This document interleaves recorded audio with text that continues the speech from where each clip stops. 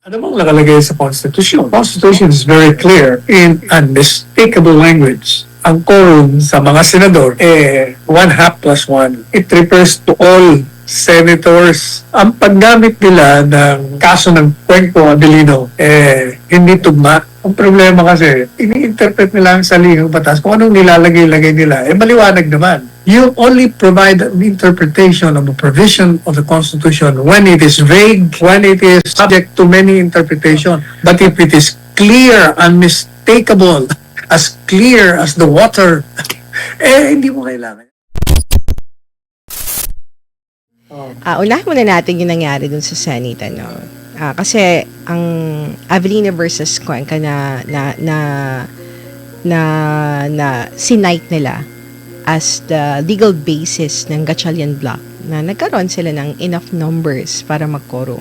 What's your take on that? Is that tama ba yung pagkagamit nila ng jurisprudence na yun? Whereas, ano bang nakalagay sa Constitution? Constitution is very clear in unmistakable language na ang quorum sa mga senador, one half plus one. It refers to all senators. Wala naman nakalagay doon na pag ikaw ay nasa ospital, wala ka dyan, nakakulong ka, nasa abroad ka, mababago ang komputasyon mo ng quorum. Kalagay doon it refers to all senators. So, maliwanag. Ang paggamit nila ng kaso ng Cuenco Abilino, hindi tugma.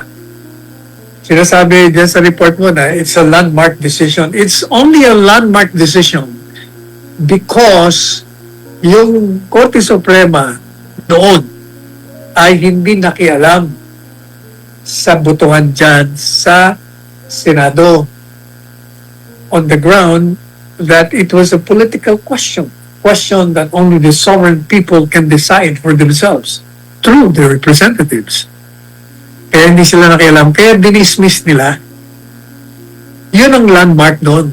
Pero yun hindi na mag-a-apply yung political question kasi wala na yung political question ngayon.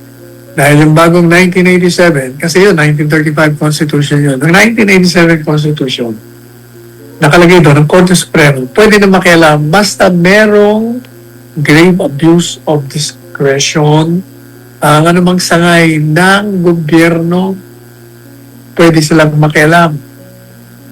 Sila ang magiging supreme pagdating sa issue kung ano ang tama o mali sa pagbasa at pagpapatupad ng batas. Pangalawa,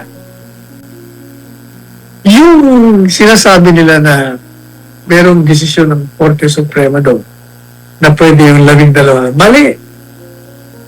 Hindi yung magiging binding. You know why? Kasi ang desisyon po ng 6 na justices kaya na-dismiss ang kaso, wala silang jurisdiction. Kaya sabi ng 2 doon sa 6, hindi na namin pag-uusapan yung quorum na yan. Wala nga jurisdiction, ba't pa useless na pag-uusapan yan. Pero yung 4 doon sa 6, nagdesisyon na 12 majority. Okay na yun dahil wala daw yung isa nasa abroad at yung isa naman nasa ospital. Kaya pwede daw yun. Pero yung 4, hindi. Sabi nung 4. Mali ngayon dyan. Sapagkat maliwanag naman ang saligang batas, 14. O madaling sabi, stalemate sila. 4 ang nagsasabing 12, 4 ang nagsasabing 13. O paano mo magagamit ngayon yan? And deadlock na sila O, pangatlo, 1949 pa. How many years ago na ba yun? 70 years? Alam nyo, iba na ang kaisipan noong mga panahon kesa sa ngayon. Malay mo, baka yung mga justices ngayon, pareho nang iniisip ko na kasi, ang problema kasi, hindi nila ini-interpret nila ang salihang batas kung anong nilalagay-lagay nila. Maliwanag naman. Sabi nga doon sa prinsipyo Kung maliwanag yung batas, huwag mo nang i-interpret. Maliwanag naman, tatlo ang majority to conduct business at pagpalit ng liderato. Pati sa rules nila, Senado, ganun din ang sinasabi. 13. O bakit ka maglalagay ng kung ano pang mga kalakaran para baguhin yan? Another thing, ang trabaho po ng Senado ay magpartisipa sa lahat ng deliberation. Hindi lamang nila karapatan yan, kundi tungkulin nila, duty nila yon. You cannot deprive a senator of representation because they represent ang kanilang constituency ay national, hindi naman distrito lang Kaya, hindi porket nasa abroad. Sa akin ito ang aking pananaw niya na whether ka nasa abroad o ikaw ay nasa ospital o nakakulong, hindi ka dapat tanggalan ng iyong tungkulin at karapatan na mag-participate kung maaari namang gawa ng paraan kahit na wala ka physically doon. Sapagkat high-tech na nga tayo, kaya nga may online kaya nga may Zoom Pwede lahat yan. Ang naging problema sa totoo lang na pinasukan nila ng politika. Yan ang totoo dyan. Dahil kung hindi nila pinasukan ng politika, na nag-ugat yan doon sa gusto nilang manatili sa kapangyarihan beyond 2028. Kaya nga, nagkaroon ng propaganda laban kay Inday Sara para mag-disqualify at kinulong si Presidente Duterte despite the fact na yung pataka ng panglabas niya, paulit-ulit niyang sinasabi walang jurisdiction ng ICC at hindi siya mag-cooperate in whatever form or shape. At nung tinanong siya direktamente ng mga reporters, kung meron mga warrant of arrest, patutupad mo. Hindi. Sabi nga, hindi. Pero nabago nga lahat yan kasi nga, gusto nilang manatili sa kapangyarihan. At ang sagabal sa kanilang layunin to stay beyond the 2028 term of office, kailangan hindi mo patatakbuhin, papayagan tumakbo itong aling ito kasi sigurado panalo ito Lahat ng mga service, talagang siya ang nanalo. Kailangan sirain mo siya. I-disqualify mo. So, in-impeach. Last year, napawalang visa impeachment. So, walang trial. Ngayon, eto na naman. Nanalo yung impeachment, pero may nakabinbin na naman sa Korte Suprema. At kung manalo man sila, na walang silang ginawang paglabag sa ligang batas sa kanilang transmission at paghanap ng probable cause, problema na naman nila sa impeachment. Ang boto naman ang problema nila, sabi nga natin, mahirap, may parang imposible ang makakuha ng conviction. Kaya magiging problema nila. Kung ang layunin mo to stop Inday Sara from becoming president, anong gagawin mo kung natalo ka sa impeachment? There is only one way. Walang eleksyon. Kaya pinag-uusapan na nila yung no election, yung Constituent Assembly, pumapasok yun. And as I said, the only way to stop an election is if there is a widespread unrest, violence that will affect the result and the credibility of the election. Pag may gulo, pwede naman madali maghasip ng gulo. Just using the enemies of the state. Alam niyo naman ngayon, kahit yung mga kaliwa, nakikipagsabuatan sa may mga kapangyarihan. Kasi nga, yung common enemy si Duterte. Pwedeng gawin yun. So, madalit sabi, yun ang pangamba. Kaya yung gulo dyan, yan ay nagsimula talaga sa gusto nilang manatili beyond their term. Kaya kailangan wala si Duterte, convict itong isa, o kaya sila bato. Diyan mo lang nagsimula yan Ayun, tingnan mo, tingnan mo mabuti yung gulo dyan sa Senado.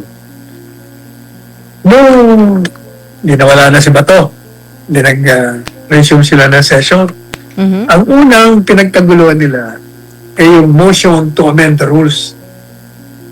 Nagre-reklamo yung minority. Sabi na, teka muna, ba't nyo naman kami pinipilit na pagbutuhan natin yan? Nakalagay sa rules natin Dapat sa Committee on Justice muna yan. Alam mo, binasa ko yung rules nila.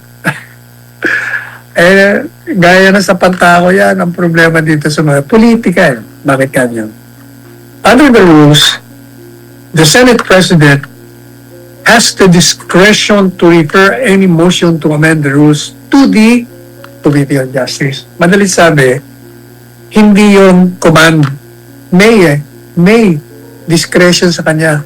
Kung ayaw niyang i-repair at pagbutuhan na nila sa plenary, yun ang mangyayari. Pero ini-repair nung naunang yung pinalitan. Ang problema, ang katwiran nila, dapat Committee on Justice. Wala nga Committee on Justice kasi nabuwag na. May bago na, hindi pa nabubuo. Wala pang bagong chair.